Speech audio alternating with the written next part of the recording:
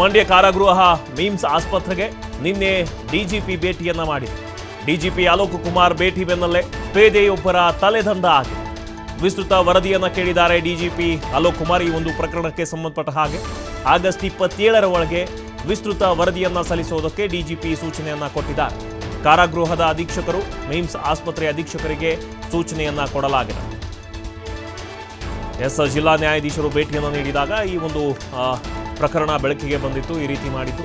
So ನಿನ್ನೆ ಮಂಡ್ಯ ಕಾರಾಗೃಹ ಜೊತೆಗೆ ಮಿಮ್ಸ್ ಆಸ್ಪತ್ರೆಗೂ ಕೂಡ ಡಿಜಿಪಿ ಅಲೋಕ್ ಕುಮಾರ್ ಭೇಟಿಯನ್ನ ಕೊಟ್ಟಿದ್ರು. ಜೊತೆಗೆ ಪೇದೆಯೊಬ್ಬರ ತಲೆದಂಡವನ್ನು ಕೂಡ ಮಾಡಿದ್ದಾರೆ.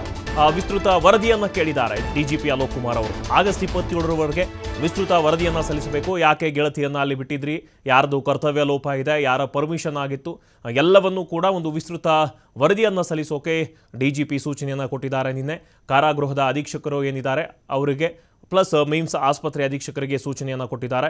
ಜೊತೆಗೆ ಇವರ ಭೇಟಿ ಬೆನ್ನಲ್ಲೇ ಕರ್ತವ್ಯ ಲೋಪದ ಆರೋಪದ ಅಡಿ ಚಂದನ್ ಅವರನ್ನ ಅಮಾನತು ಮಾಡಲಾಗಿದೆ. ಇದರ ಬಗ್ಗೆ ಹೆಚ್ಚಿನ ಮಾಹಿತಿಯನ್ನು ನೀಡ್ತಾರೆ ನಮ್ಮ ಪ್ರತಿನಿಧಿ ಶಶಿಕುಮಾರ್ ಫೋನ್ಗೆ ಜಾಯ್ನ್ ಆಗ್ತಿದ್ದಾರೆ. ಶಶಿ, ನಿನ್ನೆ ಏನು ಡಿಜಿಪಿ ಅಲೋಕ್ ಕುಮಾರ್ ಅವರು ಭೇಟಿಯನ್ನ ಕೊಟ್ಟಿದ್ರು ಮಂಡ್ಯ ಜಿಲ್ಲಾಸ್ಪತ್ರೆಗೆ, ಜೊತೆಗೆ ಕಾರಾಗೃಹಕ್ಕೆ ಪೇದೆ ಚಂದನ್ ಅವರನ್ನ ಕರ್ತವ್ಯ ಲೋಪದಡಿ ಇದೀಗ ಅಮಾನತು ಮಾಡಲಾಗಿದೆ. ಹೆಚ್ಚಿನ ಡೀಟೇಲ್ಸ್ ಏನಿದೆ ಇದರ ಬಗ್ಗೆ?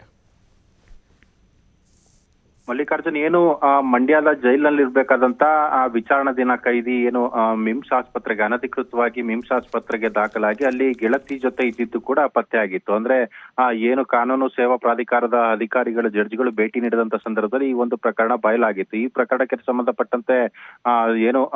ಸಂಬಂಧಪಟ್ಟಂತೆ ಡಿಜಿಪಿ ಅಲೋಕ್ ಕುಮಾರ್ ಅವರು ಕೂಡ ನಿನ್ನೆ ಜಿಲ್ಲಾ ಕಾರಾಗೃಹ ಮತ್ತು ಮಂಡ್ಯದ ಮಿಮ್ಸ್ ಆಸ್ಪತ್ರೆ ಎರಡಕ್ಕೂ ಕೂಡ ಭೇಟಿಯನ್ನ ನೀಡಿದ್ರು.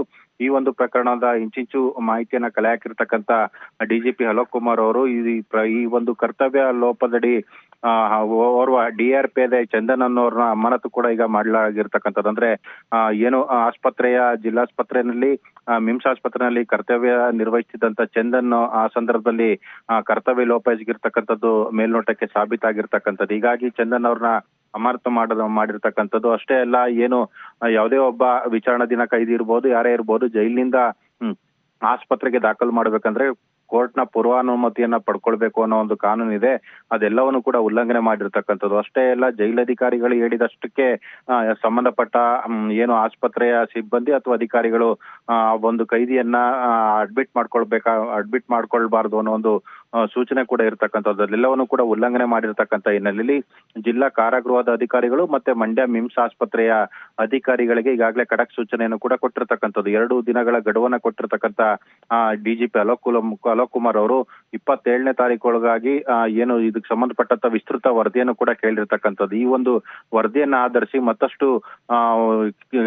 ಸಾಕಷ್ಟು ಒಂದು ಕಟ್ಟುನಿಟ್ಟಿನ ಸೂಚನೆಯನ್ನು ಕೂಡ, ಅಂದ್ರೆ ಕಟ್ಟುನಿಟ್ಟಿನ ಕ್ರಮವನ್ನ ಕೈಗೊಳ್ಳಿಕ್ಕೂ ಕೂಡ ಈಗ ಡಿಜಿಪಿ ಮುಂದಾಗಿರ್ತಕ್ಕಂಥದ್ದು. ಅಷ್ಟೇ ಅಲ್ಲ, ನಿನ್ನೆ ಏನು ಕಾರಾಗೃಹಕ್ಕೆ ಭೇಟಿ ನೀಡಿದ ಸಂದರ್ಭದಲ್ಲಿ ಈ ರೀತಿಯ ಅನಾಹುತಗಳು ಮತ್ತೆ ನಡೀಬಾರದು ಅನ್ನೋ ಒಂದು ಎಚ್ಚರಿಕೆಯ ಸಂದೇಶವನ್ನು ಕೂಡ ಕೊಟ್ಟಿರ್ತಕ್ಕಂಥದ್ದು. ಅಂದ್ರೆ ಈ ಒಂದು ಪ್ರಕರಣದಲ್ಲಿ ಯಾರೇ ತಪ್ಪಿತಸ್ಥಿದ್ರು ಅವರೆಲ್ಲರ ವಿರುದ್ಧ ಅಗತ್ಯ ಕಾನೂನು ಕ್ರಮವನ್ನು ಕೈಗೊಳ್ತೀನಿ ಅನ್ನೋ ಒಂದು ಸಂದೇಶವನ್ನು ಕೂಡ ಕೊಟ್ಟಿರ್ತಕ್ಕಂಥದ್ದು. Mallikarjun, thank you Shashikumar.